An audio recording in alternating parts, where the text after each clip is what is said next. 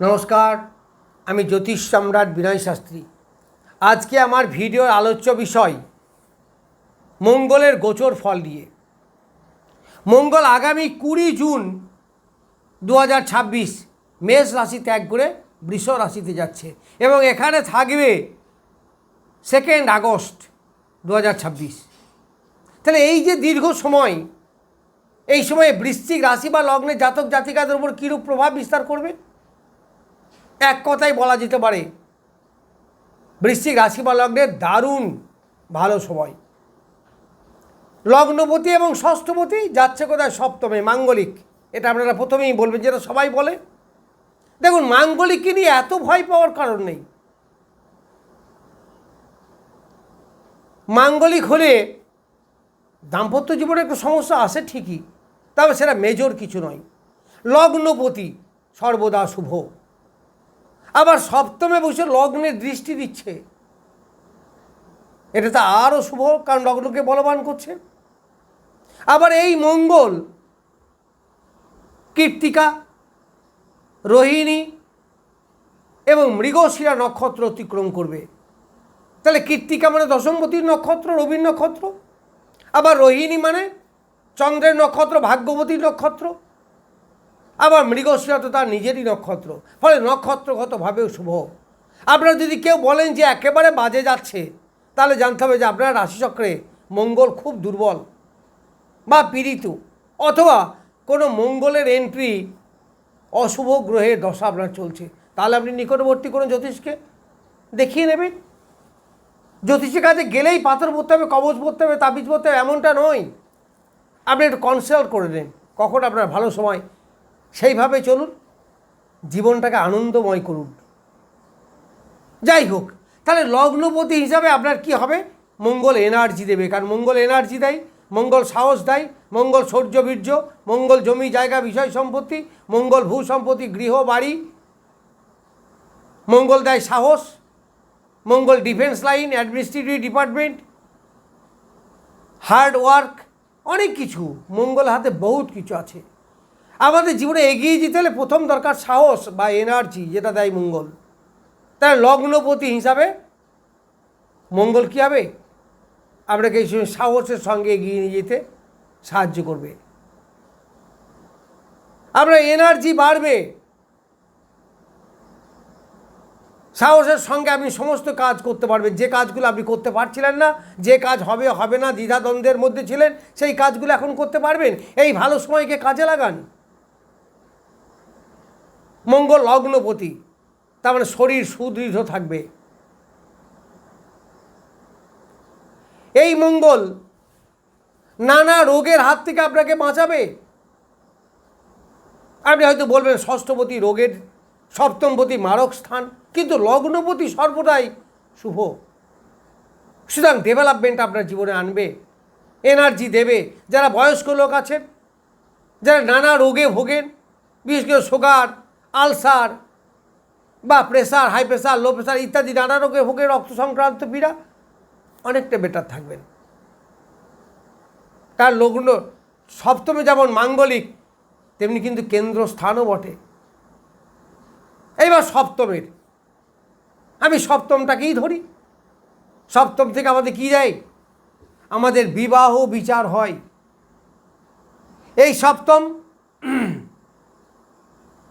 আপনার ব্যবসা বিচার হয়। তাহলে মঙ্গল যুক্তিবাদী, মঙ্গলে যদি এনার্জি থাকে, ব্যবসা করার জন্য যথেষ্ট দরকার, সাহস দরকার, আপনাকে সেগুলো দেবে। ব্যবসার মাধ্যমে যথেষ্ট ডেভেলপমেন্ট আপনার হবে।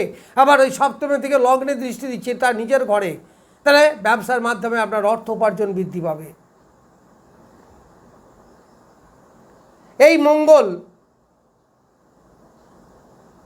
সপ্তম স্থান থেকে বিবাহ ঘটাবে, প্রেম প্রীতি নিয়ে আসবে।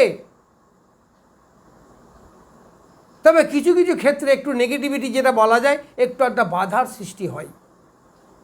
মেয়েদের হলে গাইনি প্রবলেম, ছেলেদের প্রাইভেট পার্টে কোনো সমস্যা, এইগুলো সামান্য সামান্য আসতেই পারে। মাঙ্গলিক বলে ভয় পাওয়ার তো কিছু নেই, অনেকেই ভয় পেয়ে যান। এই মঙ্গল ষষ্ঠপতি, ষষ্ঠপতি হলে কম্পিটিটিভ এক্সাম, সাহসের সঙ্গে কম্পিটিশনে লড়া, কম্পিটিশনে জয়লাভ করে চাকরি পাওয়া, এইগুলো আপনার হবে। আবার তবে লোন থেকে সাবধান থাকবেন। লোন, শত্রুতা, ঝগড়া ঝামেলা এইগুলো থেকে আপনারা একটু সাবধানে থাকার চেষ্টা করবেন, এইগুলোতে যাবেন না।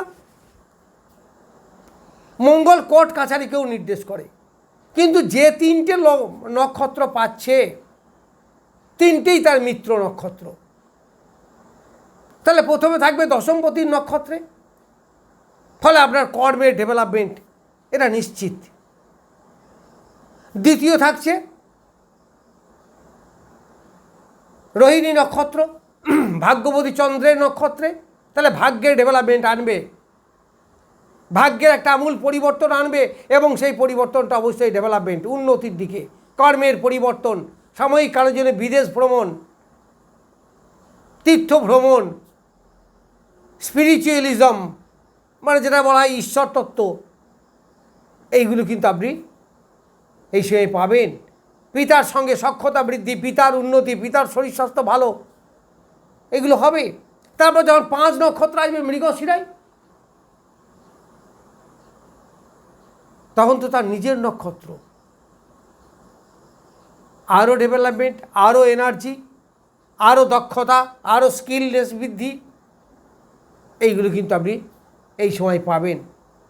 এখানে ভয়ের কোনো কারণ নেই। ষষ্ঠপতি হওয়ায় একটু পেটের সমস্যা